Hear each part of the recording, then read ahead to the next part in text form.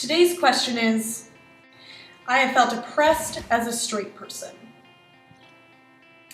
On the one hand, I want to validate your feelings of discomfort, but on the other hand, there's no such thing as being oppressed for being straight. See, oppression is defined as prolonged, cruel, or unjust treatment or control.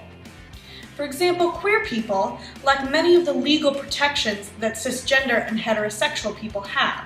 And in some cases, there are laws that actively discriminate against queer people. More insidiously, there's also a stigma against being queer that doesn't exist for cis and straight people. That gives cis and straight people privilege over queer people. A privilege is a special right, advantage, or immunity granted or available only to a particular person or group.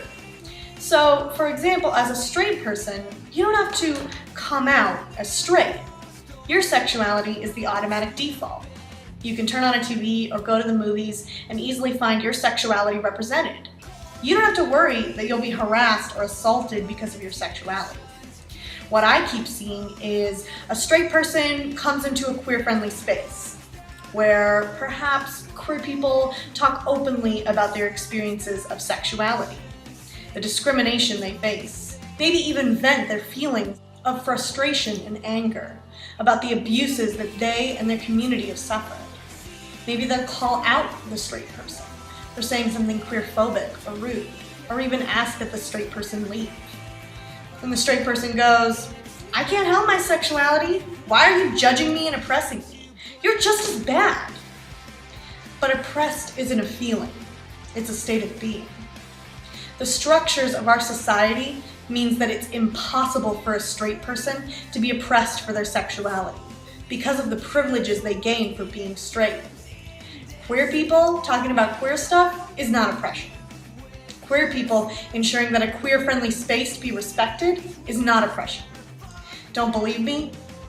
Leave the queer-friendly space and go to literally anywhere else.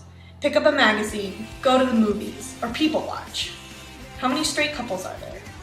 How many times can you point to an example of heterosexuality being the default? And then tell me if you feel oppressed.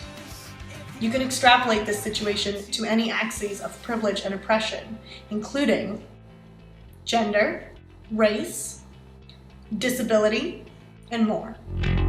Everything has gone to pieces.